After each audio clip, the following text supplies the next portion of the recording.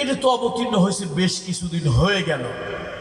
এখন যুগ পাল্টাবে, সমাজ পাল্টাবে, সময় পাল্টাবে, কাল পাল্টাবে, মানুষের জীবনের অনেক কিছু পরিবর্তন হবে। হয় নাই? আগে আমরা 50-60 বছর আগের মুরব্বীরা যদি এখানে থাকেন, পদুয়া বাজারে কিভাবে গেছেন, এখন কিভাবে যান? 50-60 বছর আগে চট্টগ্রাম কিভাবে গিয়েছেন, এখন কিভাবে যান? 50-60-100 বছর আগের চিকিৎসা কেমন ছিল, এখনের চিকিৎসা কেমন? 50-60 বছর আগে সোশ্যাল মিডিয়া কেমন ছিল, রেডিও, টেলিভিশন, 50 বছর পরে এখন কেমন? কবি নজরুল আজ থেকে 100 বছর আগে বলেছিলেন, বিশ্বটাকে দেখব আমি আপন হাতের মুঠোয় পুড়ে। এটা পাগলা কবি। কবিটা কোন কবি? পাগলা। পাগলা কবির নাম হলো নজরুল। নজরুল বলেছিল, বিশ্বটাকে দেখব আমি আপন হাতের মুঠোয় পুড়ে। তখন লোকেরা, ওই যুগের লোকেরা নিঃসন্দেহে তাকে পাগল বলেছিল, পাগল। কিন্তু এখন এইটা একদম বাস্তব। যার হাতে একটা অ্যান্ড্রয়েড মোবাইল আছে, যার হাতে আছে অ্যান্ড্রয়েড মোবাইল, সেই মোবাইলে আছে নেট কানেকশন। যদি তার থাকে একটা চলমান ক্রেডিট কার্ড অথবা চলমান ডেবিট কার্ড, পৃথিবীর এমন কোনো জায়গা নাই যে জায়গায় সে ঢুকতে পারবে না। এই ইন্টারনেটে চলে গেল হোয়াইট হাউসে, চলে গেল ব্রিটেন, জাপান, জার্মানি, চলে গেল বিশ্বের বড় লাইব্রেরিতে, হাজার হাজার বই, লাইব্রেরি থেকে বই নামাইয়া বই বাই করে মোবাইলে পড়া শুরু করে দিয়েছে। পৃথিবীর বিভিন্ন এয়ারলাইন্সের মধ্যে ঢুকে যাচ্ছে, কয় তারিখের কোন টিকিটটা দরকার পেয়ে যাচ্ছে। তাহলে এখন তো পৃথিবীকে আর পৃথিবী বলা হয় না, বলা হয় গ্লোবাল ভিলেজ। Global village. এখন পৃথিবী একটা গ্রাম হয়ে গেছে, সংযুক্ত গ্রাম। তাহলে আগের 100 বছর আগে নজরুল, কাজী নজরুলকে আমাদের ভালোবাসার পাগলা কবি, এটা আমি মহব্বত করে নাম দিছি আর কি। এই ভালোবাসার পাগলা কবিকে আজ থেকে 100 বছর আগের লোকেরা পাগল, উন্মাদ মনে করলেও এখন 100% বাস্তব যে বিশ্বটাকে হাতের মুঠোয় পুড়ে দেখা যায়, দেখা সম্ভব। তো এখন আব্দুল্লাহ ইবনে মাসউদ রাদিয়াল্লাহু তাআলা আনহুকে লোকেরা বলল, হুজুর, যুগ তো পাল্টাবে, জমানা পাল্টাবে, সময় পাল্টাবে, কাল পরিবর্তন হবে। এই কোরআনটা যদি পরিবর্তন না হয়, না পাল্টায়, তো কোরআন মানুষের প্রয়োজনটা কেমনে মিটাবে? আগে আমরা যেরকম খাইতাম এখন ওইরকম খাই না, আগে যেভাবে চলতাম এখন ওইভাবে চলি না, আগে দাওয়াত যেভাবে দিতাম, মাশাআল্লাহ এখন তো দাওয়াত দিতে গেলেও 100-200 টাকা লাগে। কার্ডটা ছাপাইতি, অমুকরা কার্ড দিয়ে দাওয়াত দিল, আর এই ফকিন্নিরা একটা কার্ড পর্যন্ত দিতে পারলো না, মুখে দাওয়াত দিয়ে গেল, যা তোর দাওয়াতেই যাব না, তোর দাওয়াত গ্রহণ করলাম না। 100 বছর আগের লোকেরা কি এরকম চিন্তা করছে কখনো? করে। সময় পাল্টালে অনেক কিছু পাল্টায়, যুগ পাল্টালে অনেক কিছু পাল্টায়। লোকেরা আব্দুল্লাহ ইবনে মাসউদের কাছে গিয়ে বলল, এই কোরআনটা যদি না পাল্টায় তাহলে মানুষের যুগের চাহিদা কেমন করে মিটবে? আল্লাহু আকবার। আব্দুল্লাহ ইবনে মাসউদ বললেন, না, সময় পাল্টাবে, যুগ পাল্টাবে, কাল পরিবর্তন হবে, কিন্তু কোরআন পরিবর্তনের কোনো প্রয়োজন নাই। আল কোরআনু ইউফাসসিরুহু জামান। কোরআন ওই লৌহে মাহফুজের ওই পুরান কোরআনটাই থাকবে, তবে প্রত্যেক যুগে আসলে কোরআনের একটা মুজিজা, কোরআন মানুষের কাছে নতুন, আধুনিক, মডার্ন কিতাব হিসাবে মানুষের কাছে ধরা দেবে। 1400 বছর আগের কোরআন যেই যুগের লোকেরা পড়বে, ওই যুগের লোকেরা বলবে, আরে কোরআন তো আমাদের যুগের জন্যই। আল্লাহু আকবার। আজ থেকে 700 বছর আগে যারা তফসির লিখেছে, তারা গর্ব করে বলেছে, আমাদের যুগের জন্যই মনে হয় কোরআনটা আল্লাহ পাঠিয়েছে। আজ থেকে 500 বছর আগে যারা তফসির লিখেছে, জগৎ বিখ্যাত তফসির, তারা গর্ব অহংকার করে বলেছে, আমাদের যুগের জন্যই কোরআন। আজ থেকে 100-200 বছর আগে যারা তাফসীর লিখেছে তারাও গর্ব অহংকার করে বলেছে কোরআন আমাদের জন্য। এই গলেও শতাব্দীতে জগৎ বিখ্যাত যে সকল তাফসীর হয়েছে, তাফহিমুল কোরআন, ফি জিলালিল কোরআন, মারিফুল কোরআন, এরকম যে তাফসীরগুলো জগৎ বিখ্যাত হয়েছে, ওই মুফাসসিররা বলেছেন আরে কি আশ্চর্য কথা, কোরআন তো আমাদের যুগের জন্য এসেছে। আল্লাহু আকবার বলবেন না? তাহলে যুগ পরিবর্তন হচ্ছে, কাল পরিবর্তন হচ্ছে, সময় পরিবর্তন হচ্ছে, কিন্তু পুরাতন কোরআনটাই নতুন করে ধরা দিচ্ছে। ডক্টর মরিস বুকাইলি, উনি ছিলেন একজন ঐতিহাসিক, গবেষক, গাণিতিক। ডক্টর মরিস বুকাইলি মুসলমানদের একটু ইসলাম বিদ্বেষী ছিলেন, ধর্ম বিদ্বেষী ছিলেন। ডক্টর মরিস বুকাইলি তিনি শুনতে লাগলেন বা বিভিন্ন জার্নালে পড়তে লাগলেন কোরআন এই বলেছে, ওই বলেছে। সে বলতে এগুলি সব মুসলমানদের ভুয়া কথা, বানানো কথা। শেষ পর্যন্ত তিনি একটা মিশনে নামলেন। ডক্টর মরিস বুকাইলি চিন্তা করলেন এই কোরআন যে মিথ্যা, কোরআন যে আগের যুগের, এটা যে মডার্ন আধুনিক যুগে চলে না, এটা মুসলমানদের চোখে আঙ্গুল দিয়ে আমি দেখাই দেব। তিনি কোরআন স্টাডি করলেন কোরআনের ভুল ধরার জন্য। কি ধরার জন্য? ভুল ধরার জন্য। এখন কোরআনের ভুল ধরতে হলে তো কোরআনের ভাষাটা শিখতে হবে। তিনি মিশর সহ পৃথিবীর মধ্যপ্রাচ্যের বিভিন্ন দেশে যেতে লাগলেন, গ্রামে সাধারণ মানুষের কাছে, বিভিন্ন জায়গায়। মানে গ্রামের ভাষাই হলো কোনো ভাষার মূল অরিজিন। গ্রামের লোকদের ভাষাটাই হলো কোনো জাতির, কোনো ভাষার মূল। তিনি বিভিন্ন গ্রামে গঞ্জে, হাটে ঘাটে, মাঠে বিভিন্ন জায়গায় যেতে লাগলেন বছরের পর বছর, এবং সেখান থেকে ভাষা তিনি জানতে লাগলেন, ভাষা তিনি বুঝতে লাগলেন, ভাষা তিনি শিখতে লাগলেন। এবার তিনি সাধু ভাষা, চলিত ভাষা, বইপত্র থেকে ভাষা নিলেন। এবার তিনি আরবি অধ্যয়ন করা শুরু করলেন। বেশি দূর যাওয়া লাগে নাই, শুধু মানব সৃষ্টির যে রহস্যগুলি কোরআন বলেছে, কোরআন বলেছে, তিনি অবাক হয়ে বললেন মানুষের দেহতত্ত্ব, মানুষের সৃষ্টি তত্ত্ব ইত্যাদি আবিষ্কার 100-200 বছর আগে হয়েছে।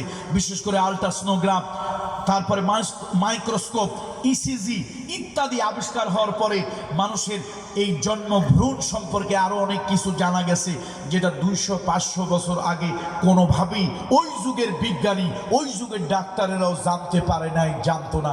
ডক্টর মরিস বুকাইলি যখন দেখলো যে না, 1400 বছর আগের কোরআন, বর্তমান কোরআন একই কোরআন, এবং এই কোরআনই হুবহু মানুষের সৃষ্টি তত্ত্ব নিয়ে এইভাবে লেখা আছে, তখন ডক্টর মরিস বুকাইলি কোরআনের ভুল ধরতে এসে নিজের জীবনের ভুল খুঁজে, ভুল পেয়ে তিনি কোরআনের মালিকের কাছে আত্মসমর্পণ করলেন, মাথা অবনত করলেন, এবং তিনি ইসলাম ধর্ম গ্রহণ করলেন। আল্লাহু আকবার।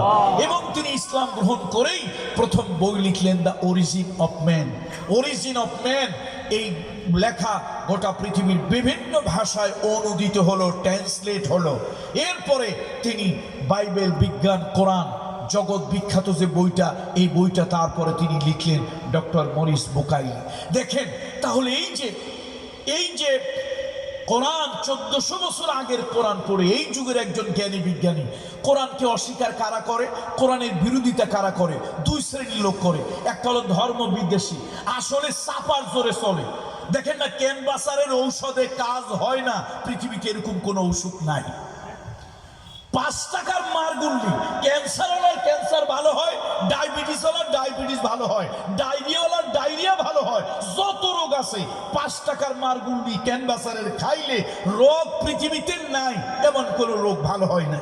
তাহলে এমবিবিএস, এফসিপিএস, এপারসিএস এই মানুষগুলো কি ঘোড়ার ঘাস কাটে? ক্যানভাসারের চাপার জোরে সব ভালো হয়, ঔষধে না, ঔষধে না। আমার দেশে এরকম কিছু নাস্তিক টাইপের লোক আছে, ধর্ম বিদ্বেষী, ইসলাম বিদ্বেষী, দিন বিদ্বেষী, কোরআন বিদ্বেষী। ওদের চাপায় ওরা কোরআনকে অস্বীকার করে। আর এক শ্রেণীর লোক একটু দার্শনিক টাইপের, চিন্তা করা ভালো, তবে অধিক চিন্তা ভালো না। স্মার্ট হওয়া ভালো, অতি স্মার্ট ভালো না। বুদ্ধিমান হওয়া ভালো, অতি বুদ্ধিমান হওয়া ভালো না। চালাক হওয়া ভালো, অতি চালাক হওয়া ভালো না।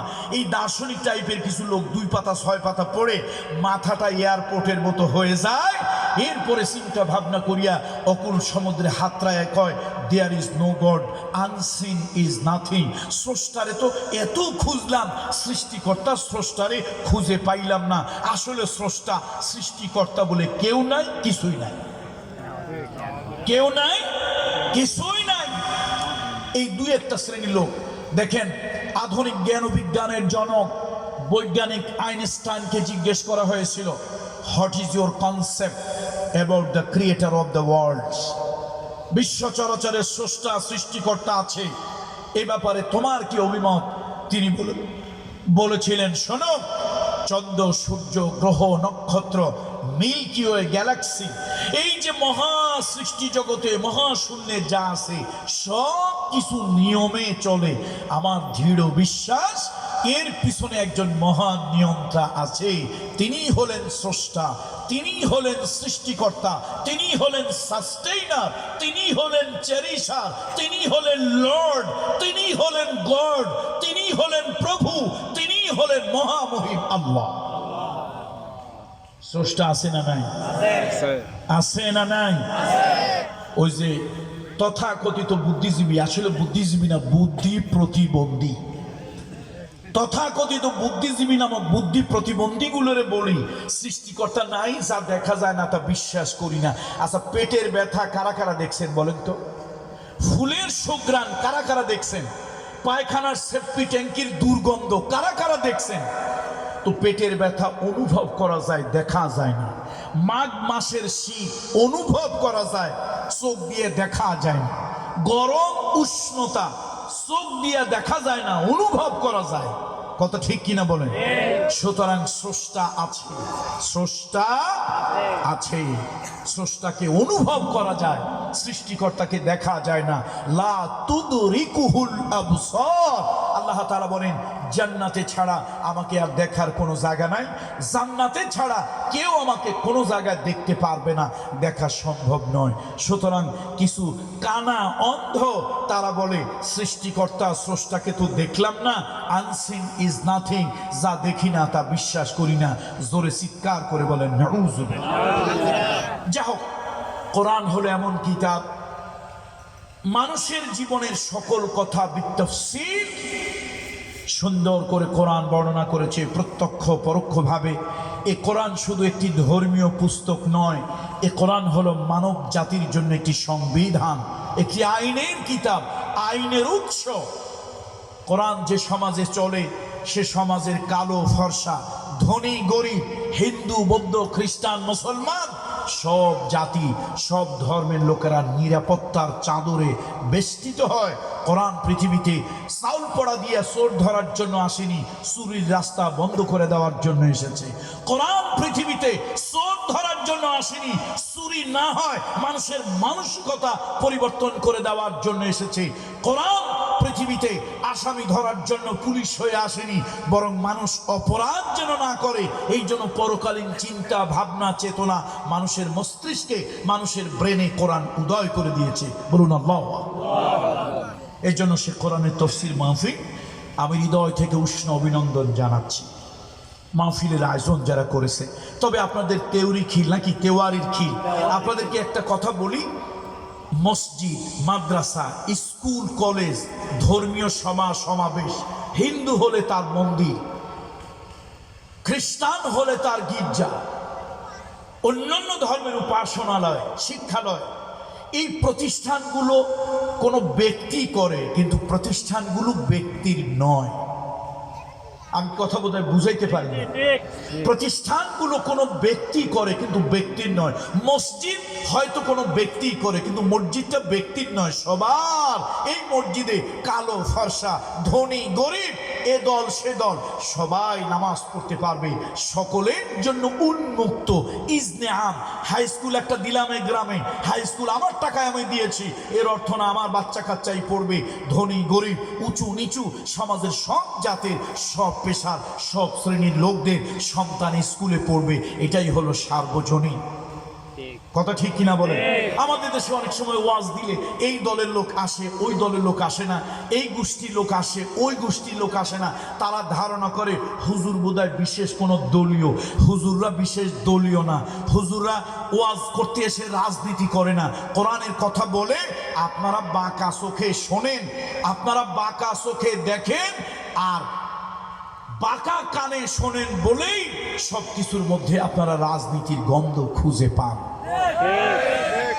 কোরআন রাজনীতি যদি বলেন তাহলে রাষ্ট্র সম্পর্কিত নীতি তো কোরআনের মধ্যে আছে, সুতরাং কোরআনের কথা রাজনীতি মনে হতেই পারে। যা হোক, কোন সূরা থেকে পড়ছিলাম আপনাদের কি মনে আছে?